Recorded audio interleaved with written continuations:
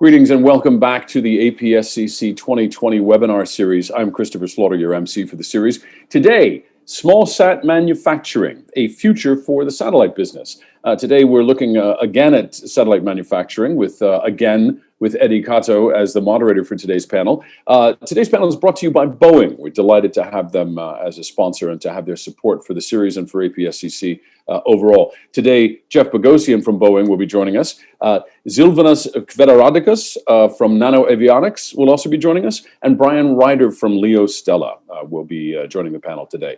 So thank you very much for joining us, and take it away, Eddie.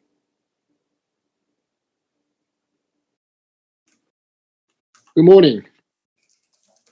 This is a APSCC panel for small satellites manufacturing.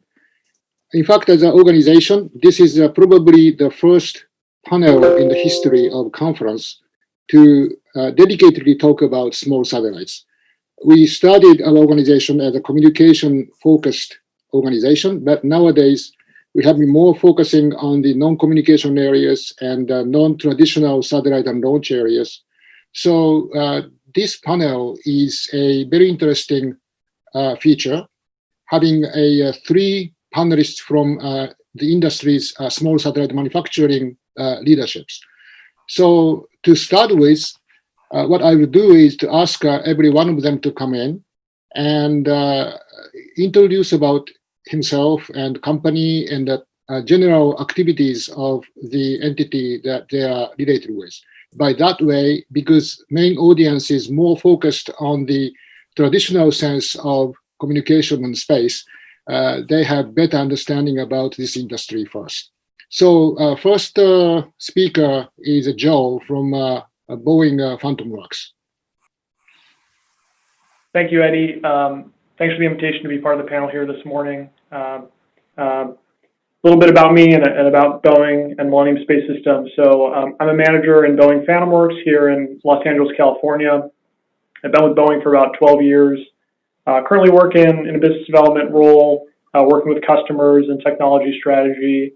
Prior to that role, I've held roles in system engineering and modeling and simulation. I spend a lot of my time now working with Millennium Space Systems, which is a Boeing subsidiary and small satellite manufacturer. Boeing acquired Millennium back in 2018, and I've been working with them and also our communications business to sort of bring those groups together to offer new capabilities to industry. Boeing has a long history in satellite communications. We're currently manufacturing the O3B mPOWER constellation for SES, which is 11 spacecraft for MEO with very capable phased array payload technology. And we have an over 1 million square foot factory here in Los Angeles to build satellites of all sizes. A little bit more about Millennium. They're currently executing on a number of programs, including multiple contracts that were signed this year. And as I mentioned, we're really trying to bring their small satellite capability and agility and marry that with our Boeing communications expertise to offer that to the market. So again, thanks for the invitation. Happy to be here. So Joe, I have one question. Is there any impact from COVID issues this year in your company? And what is the measures that you guys have been taking? And also, if you could raise any highlight of the year, if there's anything you'd like to highlight here, that would be great. Sure. Yeah, I can start with the first question. Yeah, like everyone, we've had to adapt to the changes in the working environment, implement new policies. Our leadership's been very proactive about communicating those changes. We're continuing to execute on the portfolio we have. Our supply base has generally been pretty responsive to, and adapting to changes. That said, there have been challenges we've had to work through.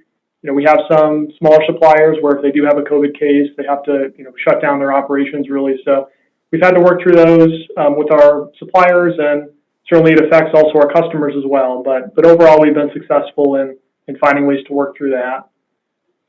In terms of highlights for this year, I mentioned the O3B mPOWER constellation. We're working on that.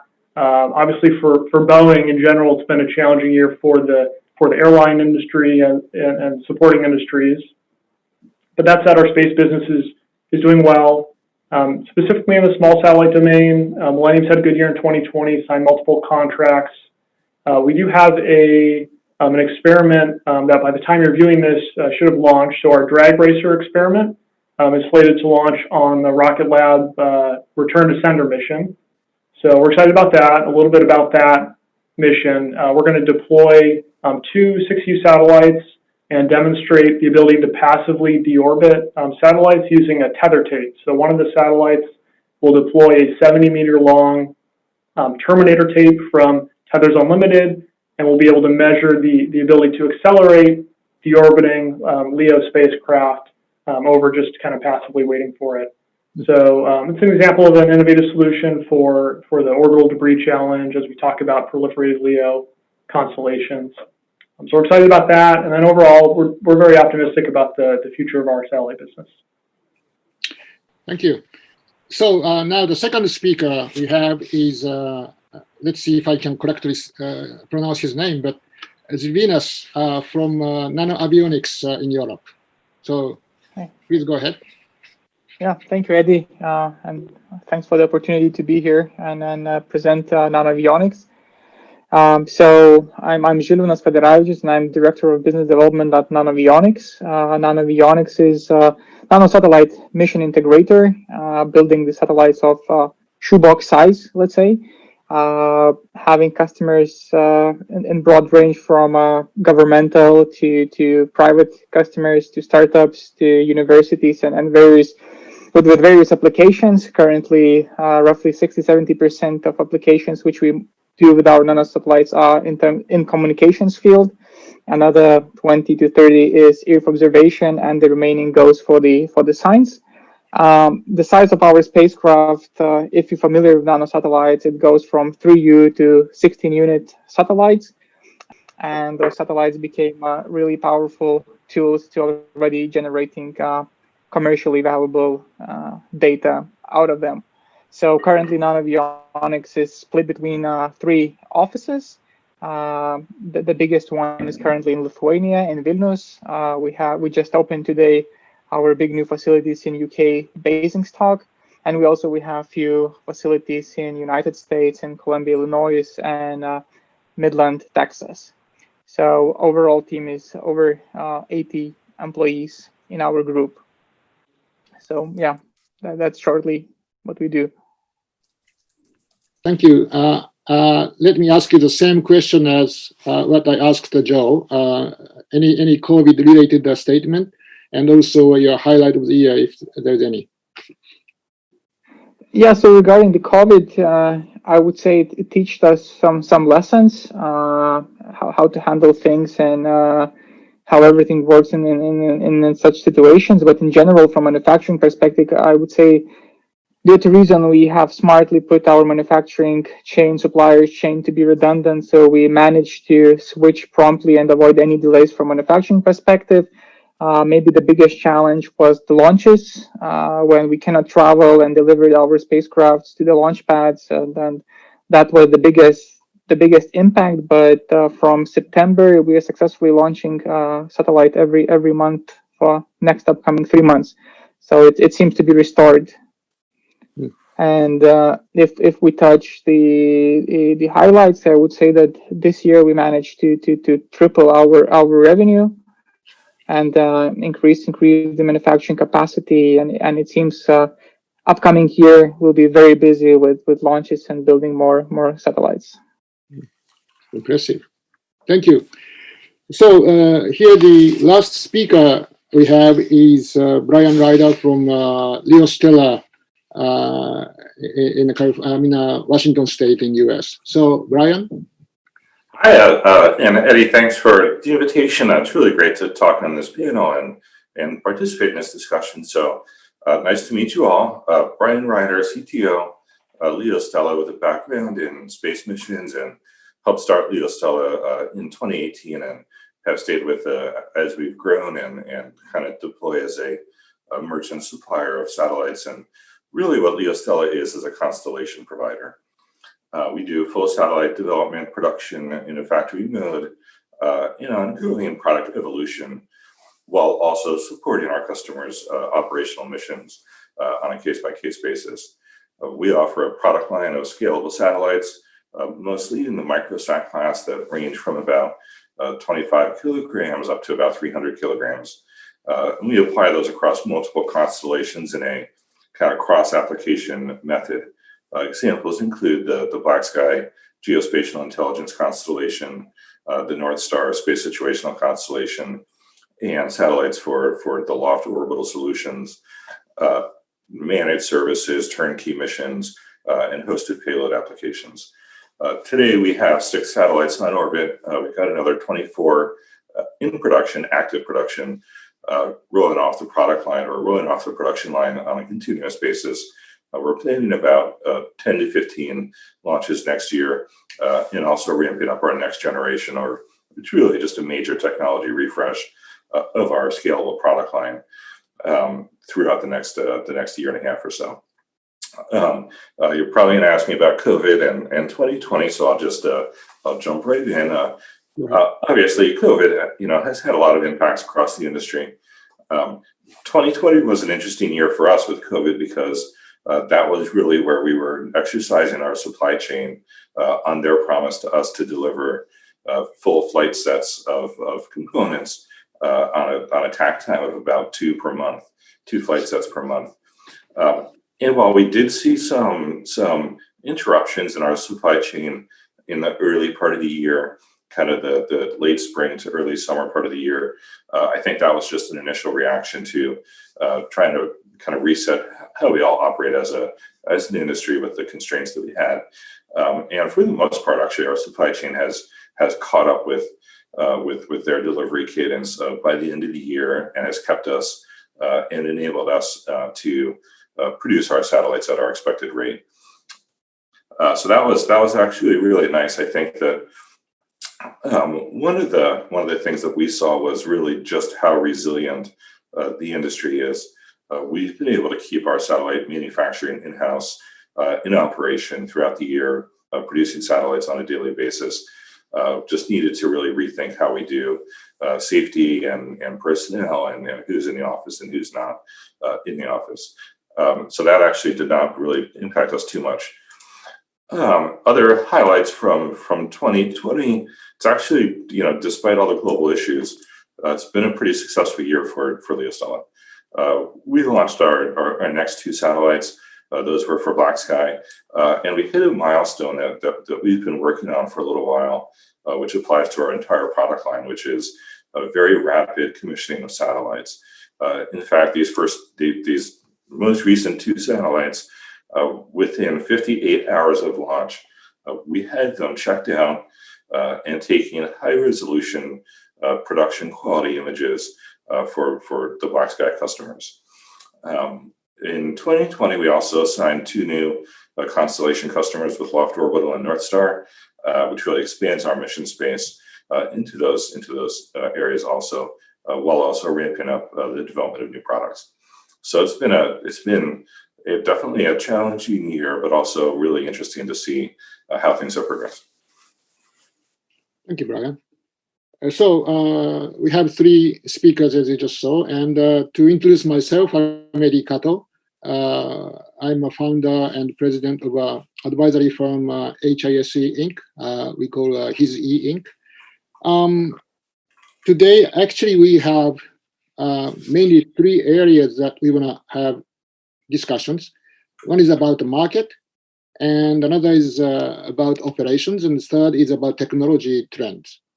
So we could mix up those kind of things from time to time, and we don't have to really go to a clean separation of the 3 subjects, but my questions are designed to cover those 3 things.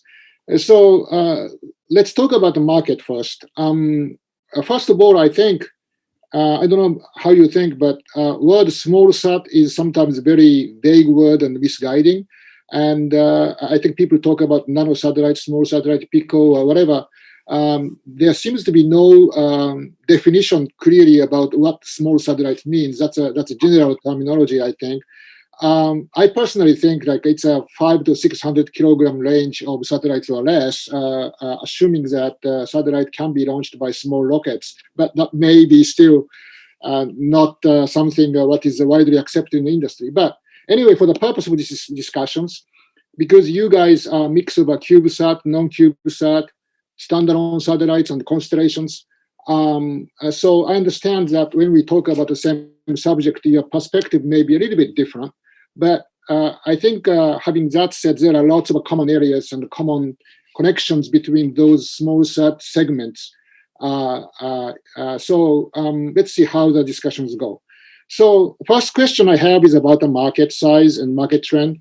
Lots of market survey companies are commonly saying that small sat market is rapidly increasing. And common data that we see is that last year, small sats were like a 350 to 400 satellites range on a launch basis, launched, which would become like 3 times or 4 times by year 2030.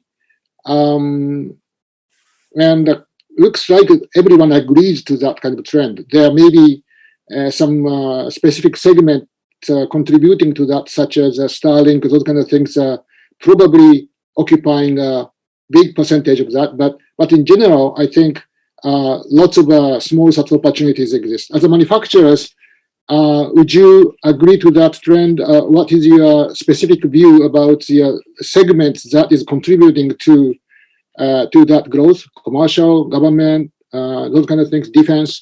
How your company is trying to face with that kind of rapidly increasing market situation with your expertise and your specific strategies to face with that? I think that's my question. So I don't really try to point your name out one by one. You can freely talk about it. But in this one, why don't we go with Joe first, and after that we'll open up to whoever is ready. I mean, that's what they want to do. Okay. Sure. Thanks. So yeah, we see the same kind of reports of that market trajectory in the small sat world, and certainly from our point of view, yes, we see evidence of that in talking to our customers on the commercial side and here in the U.S. on the government side. So I think it's real. Certainly the headlines for the mega constellations are kind of leading the way, but there's a lot of smaller but still very large constellations and discussions behind those. On the government side here, at least in the U.S., folks like DARPA and Space Development Agency are really trying to drive the proliferated LEO model, and there are a lot of other customers considering that. And then on the commercial side, we're in discussions with customers as well on proliferated constellations and multiple orbits to try and do the same missions that might have been done from GEO before. In terms of the small sat, our strategies and our approach, our Altair product line at Millennium is really geared towards that 50 to a couple hundred kilogram class satellite, what's traditionally been called ESPA class, a rideshare capable satellite that has enough SWaP to support the power needed to do the mission, but still has can still be launched on a small launch vehicle or as a rideshare. And on top of that, we're scaling our production capacity to be ready for this market trend. So taking the capabilities we have at Millennium and also our Boeing production expertise from our commercial aircraft world and other defense businesses, applying model-based system engineering and discrete event simulation to build out the factory that's going to have the flexibility and scalability to support the small sat growth that we definitely see coming. So if you compare commercial market and government market, you are more focusing on government, or you are equally facing with both markets right now? Yeah, I would say equally both. Historically, Boeing has done a mix of both commercial and government business in the satellite world. Millennium small sat business has historically been more focused on government business. Okay. We spent time now since acquisition in 2018 to bring their capabilities to the commercial markets for the communication, missions specifically. Okay. And you said your products range from 50 kilo to a couple of 100 kilos type things. So I suppose that you have a couple of different architectures to achieve those kind of a range, but probably using a pretty much a common equipment for scalability to use and kind of things to commonalize supply chains as well for the benefits of schedule or cost, those kind of things. Is that the right statement to talk about? That's right. Yeah, we have our Altair bus architecture that we adapt and kind of scale within that range, and that's traditionally we've looked at kind of somewhere between 1 year missions to 5 year missions, but now we're also looking at longer to support the commercial market as well. But yeah, that our philosophy is to try and maintain an architecture that has some flexibility over that range. We do have products in the smaller, more Cubesat class, and of course our Boeing 702X product line that is really geared more towards the MEO GEO, but the technology is kind of applied across the range, and we're looking at combinations of those as well to for the small sat applications. Okay, well, thank you. So who goes next? Brian, Sure. I can jump in. I think it's a great question. What is the small sat and what is the market? So I'm good with that definition of sort of less than 500 or 600 kilograms. I think that the class range that LeoStel is interested in is in the generally the 25 to 300 or so class range of microsats or small sats. I do think that the commercial industry is growing. I think that the statistics from 2019 and 2020 show that the mixture of larger small sats, if you will, sort of the microsat subclass, are really growing and starting to equal, if not increase beyond the numbers of CubeSats that are launched. I think that's an important trend. I also think that it is definitely where the market is going. This is actually why we created LeoStella. We formed LeoStella a couple of years ago in order to equip and try to accelerate that market space because we see a big future there. And I think that I think it's not a surprise when you look at some of the major mission drivers like persistence, resilience, and revisit rates. You really do, in many cases, many missions really do need a proliferated LEO or just even a medium-sized constellation. But I think that the thing that really impresses me is outside of the numbers of satellites launched, et cetera, is the innovation on the business side. There are so many interesting companies that are at various sizes and various states of maturity that are coming up with very creative ways to use satellites, really in ways that have never been explored in the past, mostly for commercial, but not just commercial. In fact, I think that the hybrid architecture that the U.S. government is pursuing, which is a mixture of government and commercial satellites, is really going to be a key piece of the future here.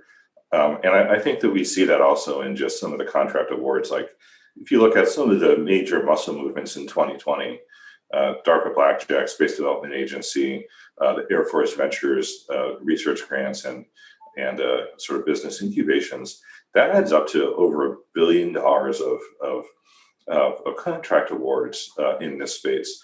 These are all focused at various aspects of the small sat market, not only LEO, but mostly focused on LEO, mostly focused on this aspect class, sort of the small sat range that you described there, but really trying to get a return on investment and really trying to incubate not just technologies, not just space infrastructure, but I think that whole business innovation sphere that I think holds a lot of promise for the world. So we're very excited about it. I think that we are expecting to see that market will continue to grow and will grow very fast. So Ryan, are you also actively pursuing the government market as well right now, not only commercial constellation projects? Or yes, absolutely. We really believe in in the space infrastructure and what it can do for space missions. So we don't prioritize commercial over U.S. government or international government applications. We look to see where's the best fit for our product line, and where can we bring value to the space infrastructure. You are not maybe this may be a misguiding statement, but you're a U.S. company, but you are not fully owned by U.S. investors. Do you have any issues of your structure to deal with the U.S. government, or today under government situations and environment and interest? That's not a matter. Yeah, no, I think that's a great question, and I think that the spirit of that question, I think we'll see in a lot of segments of the industry, which is as the industry works together and partnerships form. Some of those partnerships are a little bit interesting. So as you point out for Leo Stella, so we're a joint venture between Black Sky and also a French aerospace company, Thales Alenia Space, a very good French aerospace company. What we did was we established Leo Stella as a U.S. entity, and we worked with the CFIUS board to ensure that we mitigate foreign ownership and interest appropriately to allow us to be eligible to work on U.S. government businesses, as well as international business and the commercial side of it. And we also see that there's a lot of opportunity to partner with others in the industry where necessary to really build the right teammates and the right partnerships. It depends on the mission and the customer. But yeah, we're set up for that, and we're excited to be doing some of that. In fact, some of the work that we're doing today supports that through our partnerships, and a little bit more indirectly. We're supporting Black Sky on their tactical GEON program with the U.S. Army. We're supporting Loft Orbital on their demonstration mission for the Blackjack Pit Boss payload. So we are definitely part of that community. I'm really excited to be part of that. Okay, great. So Zilvinas, you are probably the only one Cubesat dedicated provider out of 3 companies, but would you have any specific view to the market growth and how your market chunk is growing compared to the total kind of things? Yeah, so I guess from NanoAvionics side, we are a bit different from the colleagues. We are looking to the range up to 50 kg, let's say, size. So you guys are nicely fitting at your high end and the low end, looks like. Yeah. So it's some value chain, right? Or synergies, let's say like that. But in general, the market is growing. Yes, the colleagues mentioned the positive future we see from different reports. Of course, we can be realistic. There are few outliers in the statistics, like who inflated a lot. But even though ignoring them, we can see in the nanosatellite world that there are quite a lot of companies which been in last years in demonstration phase, launching the first demo satellites to try to validate their service, business models, etc. And I guess a lot of that future growth is based on those young and innovative technologies, which now mature into the constellations and stepping first steps into launching batches instead of 1 or 2 satellites. So when we see growth in times, it's mainly driven by companies entering into the constellation phase rather than demonstration phases. And if we talk how we try to cope or prepare for growing demand, so what we do, this is basically expansion, right? Having different location, different stuff to cover different markets and be ready for income of the new mission. So that's where we are. So are you looking at U.S. government market as well through your Texas facility, or through your relationship with your investors, or what's your current strategy path for the future? Yeah, so opening all the doors is not that straightforward, right? And you just mentioned a few cases and challenges with Brian already. Yes, we do try to work with all markets, and I would replicate what Brian said. You don't look for very specific customer, just commercial or government, right? You want to try and see where your technology fits, and what applications you can deliver and what support you bring and add the value at the end of the day, rather than just say, I don't look at that side or that side. We are a manufacturer and we need to fit our project to need. What's your situation in Europe? European governments actually, are they increasing, interest in the small sats for their government projects or government-inspired projects kind of things, or those are more like a bigger satellite and the small is more like commercial? What is the European movement now? I would say that Europe is also, and the governments and militaries and defense organizations also looking at the smaller satellites and nano satellites. Right. We have this year announced the contract with the Ministry of Defense of Netherlands in consortium with the Ministry of Defense of Norway, building 2 6U satellites for communication demonstration mission. So it just proves that there is demand and interest to investigate the possible applications and use cases with the smaller spacecrafts, and there have been a few more contracts in Europe of this size. So I would say that the movement is positive. Also, we do participate in ESA projects where we also find opportunities for nanosatellites, not only for the bigger ones. And if you look at European Commission as a role representative of European agenda for innovative projects, financing, etc., so we also see positive outlook towards innovation and improvement. So I would say it's all seems quite well on Europe.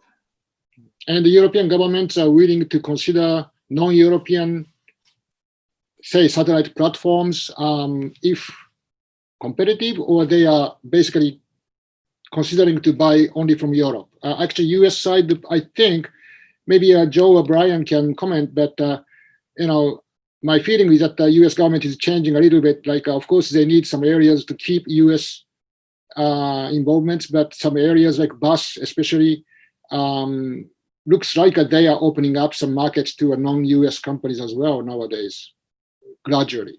No, I think so, Eddie. Absolutely. I think that I think there's a really interesting trend in the market, which applies to both government customers as well as commercial customers.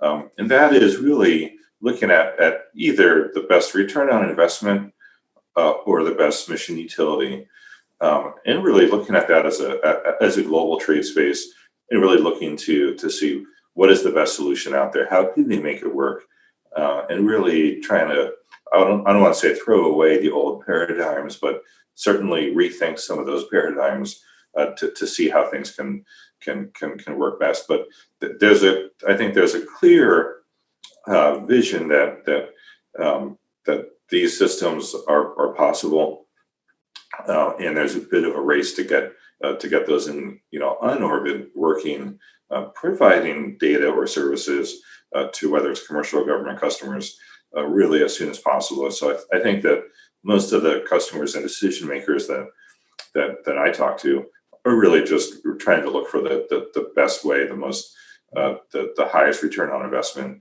path to get there. So I think that does broaden the market space to really a global international market.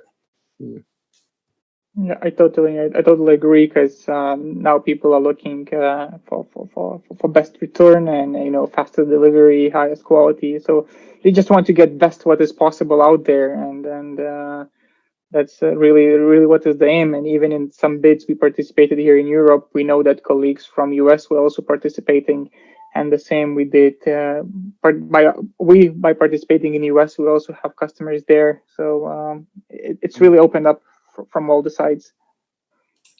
I guess you guys are talking about bus or platform, whatever you call, would be more flexible for governments to consider the best products internationally. But I suppose satellite integration and the key payload mission equipment must be kept domestic production. Is that correct understanding, or even those kind of things are open to market? What is the situation now for governments? I'll start. I think it's a case-by-case basis. There are always some government customers and there always will be, in my opinion, that really want a domestic solution for classified missions or very challenging problems. But I think that is not the lion's share of the market. I think that is a kind of a niche market that absolutely exists, and I think it exists for a good reason. With a background working in those programs, I can understand some of the reasons why that's important, and I think that makes sense. But that does not define the entire market. I think that we see that there are many cases of that, especially the proliferated LEO. But I think we're going to see that expand beyond LEO also into MEO, GEO, and cislunar, really trying to open up to what's out there. Yeah, I agree with Brian. A lot of customers, they want the data. The satellite is a way to get the data or a way to get the mission. So if there's a way to offer that as a service and be more flexible in terms of the source of the bus or payload, then they're open to that discussion. So it means that the government is more focusing on the operational side, application side, data security side kind of thing, rather than just satellite hardware. Is that the trend they are moving to? Yeah, it's a mix. There's movement towards more services as a kind of a base layer of capability. There will always be classified programs that serve certain functions, but government customers want to take advantage of the growth of the supply chain and small satellites and have that pass that cost savings onto their users. So I think we can sort of all benefit from that, the market growth and scalability and being able to leverage that back across customers, whether they be government or commercial. I think say 1,500 satellites a year of market size 10 years from now. If everything is commercial projects, and if lots of those are facing with the challenges for funding and business success and kind of things, from manufacturers, I actually came from manufacturing side as well, although I was from geo side. But good mix of a government and commercial customers were giving a very comfortable business case, in my case, in my old days. But I suppose it's the same thing for small satellite manufacturers too. If everything is commercial satellites and you have to worry about customers' funding, it's probably a little bit too much challenges. But on the other hand, if everything is government, that's maybe another issue. But good mix would be a nice, and I see right now the situation that the market is having is such a good mix as a potential. Is that something also you share, or you have a different views? Eddie, I definitely agree with that. I think that the mixture between sort of classical funding through government programs, investment funding, and organic commercial growth funding in the sector, I think it's a really nice diversification of funding sources, and I think that that's going to help the industry sort of try to stabilize some of the ebbs and flows of programs and funding. So I think that's good. I think all three of those sources of funding are somewhat variable by nature, and when you put the three together, perhaps they will kind of help balance out the ups and downs. So Brian, taking this opportunity, right? Let me move to another question to you. Okay. So I see a lot of a mix between, I personally don't like so much about this word, but old space companies versus new space companies mix in a small satellite manufacturing industry. As we speak, Raytheon just bought a Blue Canyon, right? And you guys, a joint venture between Thales Alenia Space, which is, say, old space company, and Black Sky, which is a new space company, which is a very unique case. Boeing purchased Millennium Space. Lockheed having some relationship with Tyvek, those kind of things. So looks like it's a trend. Airbus also, right? Airbus OneWeb Satellite. Kind of a traditional satellite manufacturers are investing in small sat market by way of participating in the new space companies. That's kind of trend I see. In that case, I came from old space by myself, and I can understand it's not easy for old space companies employees to match with thinking about new space. But how you see that kind of a pros and cons? Of course, there are some upside too, I guess. But you see some cultural mix and good positive thing about this kind of thing. Let me ask you first, Brian. I wanna switch to Joe after that. Sure. No, absolutely happy to talk about that. I'll be honest. I really struggle with the definitions of old space and new space because I feel like we talk about it as two very binary things. You're either a small company and you're agile, or you're a large company and you're expensive, but you might have very, very high reliability products. What I think that I see is really a mixture, and I like to think of that the spirit of those two definitions really as a continuum. And to be honest with you, I see that from the customer perspective too. When I look at new, what would normally be called new space customers of space infrastructure, those that are owner-operators of satellites, providing data or products, they're not just looking for a very, very low-cost satellite to get in orbit and do something with. They're really being held with a very high degree of credibility against a business case where they have to execute. They have to have a system that works. One of probably the two biggest things that I see as drivers in those business cases are system throughput and data quality. So what that means is that I think as an industry we've incubated and we've developed the technologies to do space in a more agile and affordable way. And now we're transitioning a little bit to really creating what I sometimes call a commercial operational space capability. And when you look at those requirements and how to be successful in that spirit of, okay, now we really have to make money, we really have to provide a service, we have to be reliable to the end users, the data or service users. I think what you'll see is that there's a very strong case for a mixture, taking the spirit of agility and the decisiveness and the focus from smaller agile companies, and mixing that with heritage and backing and expertise from the larger companies. I'll give you a perfect example for Leo Stella. I think it's really interesting that we're out producing dozens of satellites with a relatively small team. We're 45 people in Seattle, but because we have that mixture, and we're an independent company, so we're not a division of our shareholders, but we also have access to the expertise there. So, for instance, with our 45-person strong team, while we have a complete complement of satellite development, engineering, assembly integration, and test expertise in-house, there are times that we encounter something very nuanced where we want to talk to one of the world's leading experts.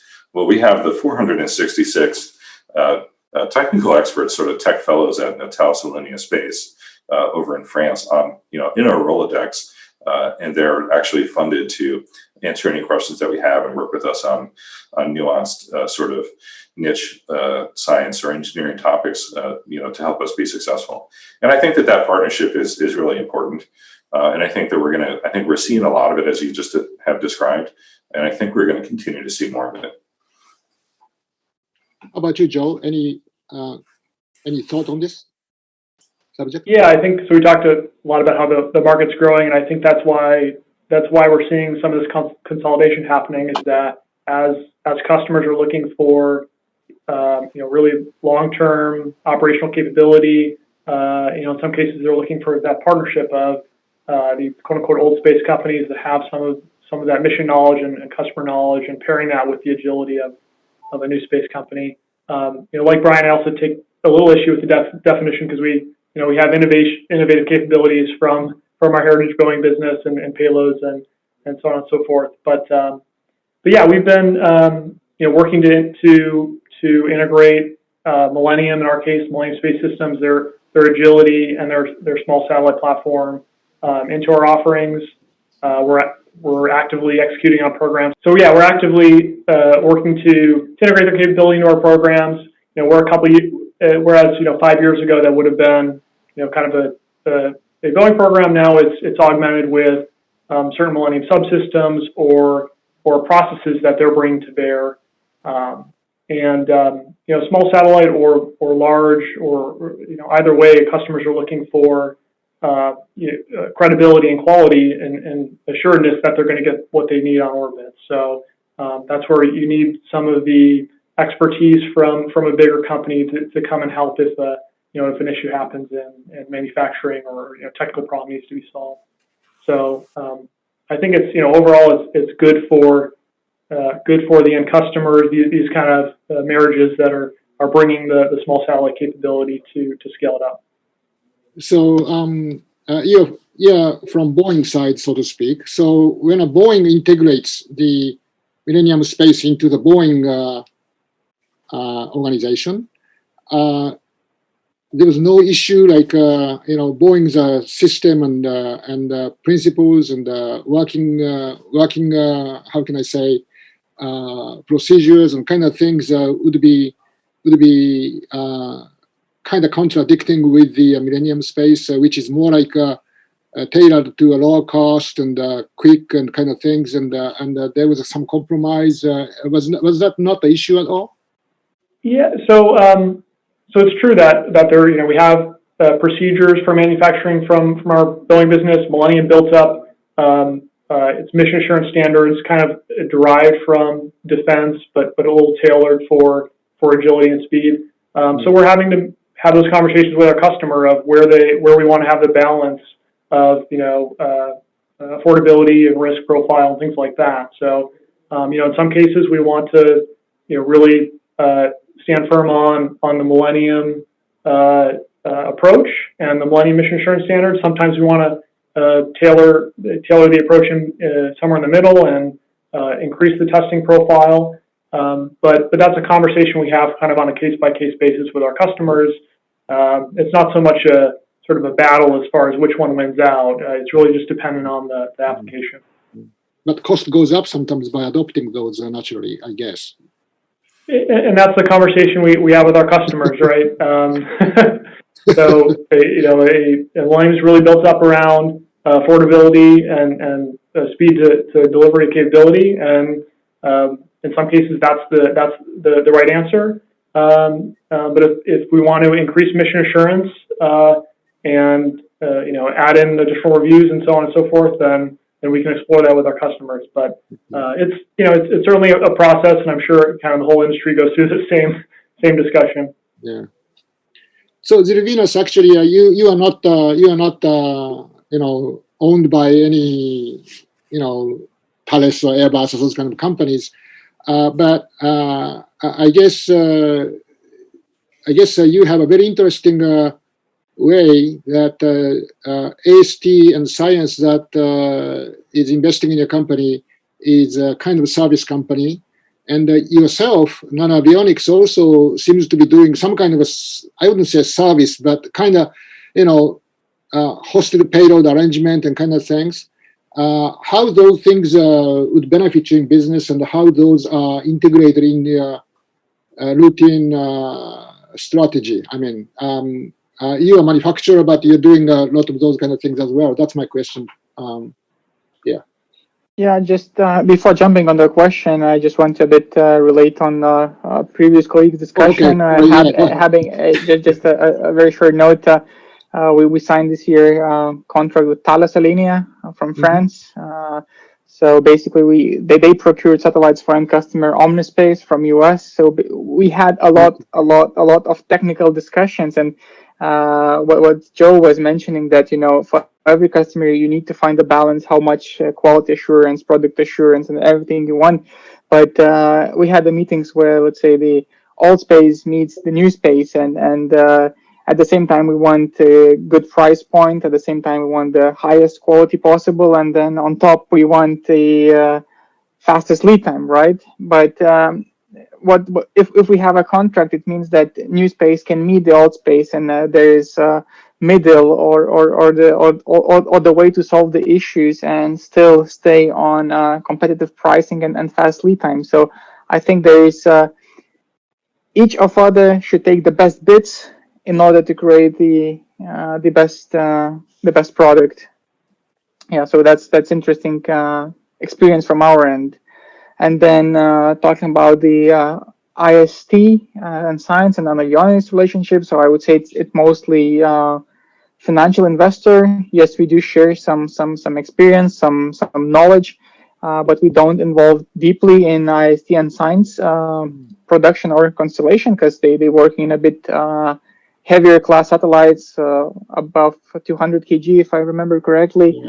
And if we talk about NanoAvionics services, so as I mentioned in the very beginning, so NanoAvionics is a mission integrator. So we not only build a satellite, we also arranging for people launches, and also we do operations, having our own ground station networks, collaborating with other ground station networks like Ksat, LeafSpace, Infostellar, and Amazon Web Services, etc. So hosted payload is just one derivative of our bunch of services, let's say. But hosted payload on the nanosatellite is a really good and attractive option for new space players to test the technologies, to validate the technologies in space, to get the stamp of flight-proven product, which will help them to go out the market and say, look, we've flown, it works, it's good hardware. It's not only paper sheets on which we show it works, but it's actually flown. So we launched first hosted payload or rideshare mission back in 2019. I think a few weeks ago we launched the second one, D2, and mid next year we're launching the third one, hosted payload mission with SpaceX. So the approach seems to be approved, and I think Brian also can relate as they work with Loft Orbital. The approach of putting something quickly on quite standard thing to validate technology is quite popular and attractive service to the market. Okay, thank you. So Joe, I saw that I was actually visiting your website the other day, and I saw that one of your small sats is being redirected to geo application. And is that true? I think I saw there was like a 1-ton class geostationary satellite as a derivative from your LEO platform originally developed. That's what I saw, I think, but I just want to confirm first if that's really the case. Yeah, so we've adapted the Millennium Altair platform, which has flown in LEO, to geo applications. So we have the ability to offer small sats for that range of orbits. So yeah, that's true. I did want to kind of elaborate on the point I made earlier. We built up the Millennium model around kind of DoD-based mission assurance standards. That's proven itself out, with some on-orbit successes. I mentioned the drag racer launch coming up soon. And yeah, now that we've kind of proven that out in LEO, working with the Boeing teams who have built 15-year GEO missions and MEO, we're kind of bringing that capability together to extend the Altair product line into multiple orbits. So 1-ton class means I guess a dry mass, not a launch mass, right? Or is that the launch mass? So yeah, there's that. I'm not sure which article you're referring to, but Millennium also has an Aquila product line that is on the larger scale. So that might be the one you're referring to. So okay. That's built for a geo application. Yeah. So my real interest is that if you look at Novaworks in Los Angeles, they were acquired by Saturn, and they are producing a geo satellite now, small geo, right? And Astronis in San Francisco is also doing a very small type geo spacecraft. I guess you guys are one of them, and I think there are lots of commonalities between fairly larger version of LEO satellites to use a similar supply chain, I should say, or similar production methods, like low-cost method kind of things. It's not really a totally different world between LEO and GEO. You can apply the same platform to a little bit modifying to GEO, and you can get the kind of a missing market in a GEO world today, which is a small size, very low cost communications satellites. Would you see some market to enter into that kind of area by the product you are developing right now? Or Yeah, yeah, it's something. I understand the question. It's something we're exploring. So our 702X product line is really geared toward that medium class a communications mission for GEO and MEO. But we're actually looking at how to bring the kind of smaller class capabilities and scale them up a little bit to match with the payload technologies. And as you know, with communication satellites, there can be a very wide range of power handling that you want to try and supply depending on the orbit and the exact mission. But I would say that today our 702X product line offering coupled in with what we're building for O3B and MEO is kind of our core communications product. But we're working with the Millennium team to see where we can add the Smallsat capability certainly for proliferated LEO applications, but also in MEO and GEO. Okay, thank you. So looks like our time is almost running out. So let's go to my last question about some technology trend.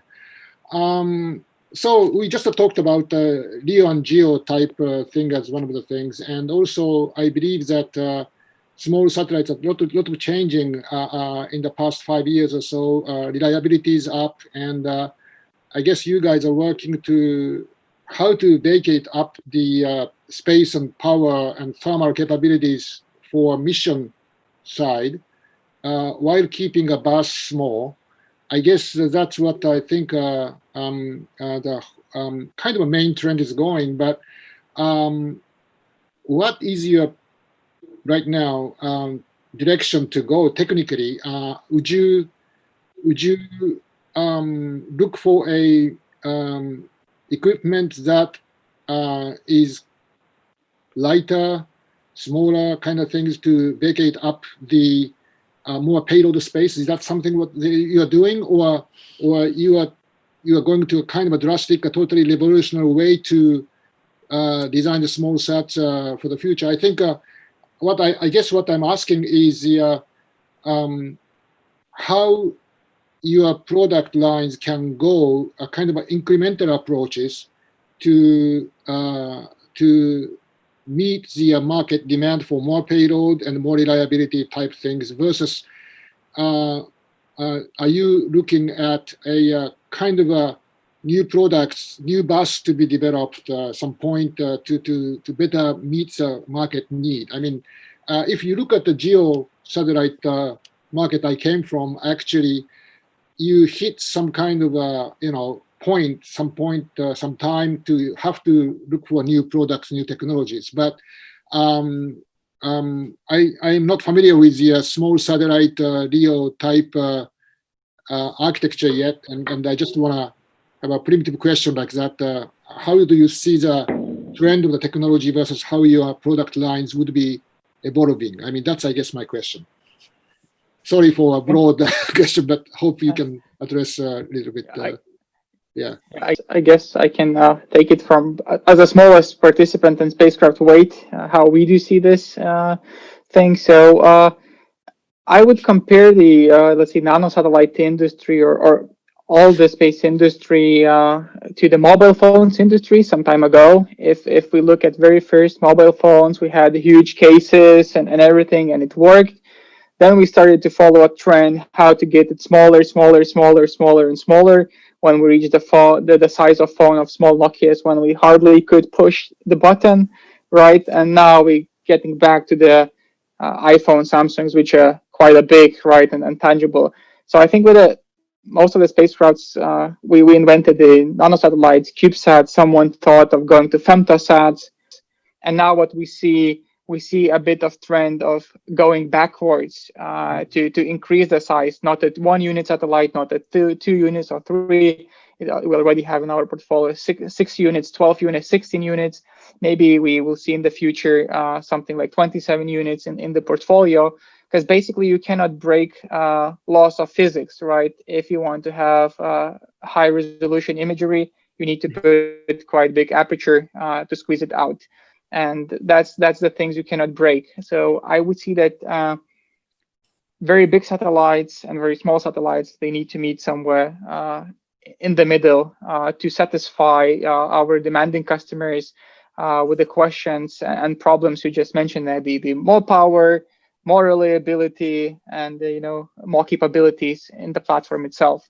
So at least that's how we see the market developing. How about other people, Joe and Brian? Technology trend? Yeah, I can add to that briefly. Sure. Yeah, so I think your question is kind of, is it an evolutionary or a revolutionary kind of design need? At least for us, it's more evolutionary. We're looking to evolve our Smallsat platform that's been focused on more of the government missions to make sure we can support the commercial missions and focus on producibility and making sure we can meet the high throughput rates and cycle times while maintaining the quality and reliability that we need to as well. And then from a payload perspective, we're continuing to invest in our high capability phased array payload technology from our 72X product line and evolve that for applications in multiple orbits. Yeah, no, I think those are. I think that you guys have talked a lot about the things that we look at too. I think that from our perspective, technology insertion and product line evolution is an ongoing process. I wouldn't call those major investments. I would call those it's just the spirit and the culture of how we manage and deploy a product line. From a reliability perspective, I think the industry is there. We've got the right reliability for these missions. Another area that we focus on is scalability. We've been able to demonstrate that with our satellites to our satisfaction, and we're expanding that scalability. I think where I see sort of major technology investments and advancements that we're tracking and that we're participating in, I really look to things that extend the capabilities, not just of the satellite, but of the constellation, to create more of a space capability beyond just a collection of individual satellites. So things like inter-satellite communications, autonomous operations, high degrees of maneuverability, that's our focus from a more technology incubation perspective. How about the security features of satellites? Are they catching up right now? I believe that they have really caught up. In fact, the discussions that I've had with folks that are concerned with security and encryption, I think that we're showing that the commercial proliferated LEO infrastructures are there. They've got what's needed for most cases. There are edge cases that have higher degrees of crypto or security threat requirements. In which case, our approach and a standard approach is to have some modularity built in so that we can tailor those approaches as needed or those security features as needed for certain customers. One of the projects we're working on that I think has a lot of promise is the Cloud Constellation Space Belt constellation of blockchain satellites. We're working with Cloud Constellation, IBM, and others to look at how to apply blockchain security to our satellites and also our supply chain. I think that there's a lot of promise there, but I think that's looking a little bit forward for today's needs. I think the Smallsat market is in the right place. Well, I think we have spent almost an hour, and we touched on lots of things about market and technology and the operational side. Quite frankly, I had a little bit more questions, but I guess I should cut off now. But still, we had a very good conversation, very good discussions. I think we appreciate you listening to this, and also I appreciate the speakers here who joined me. And as I said in the beginning, this panel is kind of the first in the history of APSCC, but I believe that we should focus more on this part of the industry. And when we have a face-to-face conference, hopefully starting again in 2021, I hope that this panel will be a face-to-face panel, and we'll see you over there in one of the Asian cities in person and talk about this. Well, thank you very much, and that's concluding my panel. Okay, thank you very much. Thank you. Here. Thank you very much for that, Eddie. Thank you, Joe. Thank you very much, Zilvanas, and thank you, Brian. Really appreciate your insights. But also thank you very much to Boeing for bringing us this session today, for sponsoring that and supporting the overall series. But thank you very much for joining us. And we hope that you'll be back with us next week when Peter de Selding returns for part 2 of the launch panel. This one is Small Launchers. Is Government the Key to Success? So please join us and Peter de Selding, his guests, to discuss small launchers. Look forward to seeing you next week.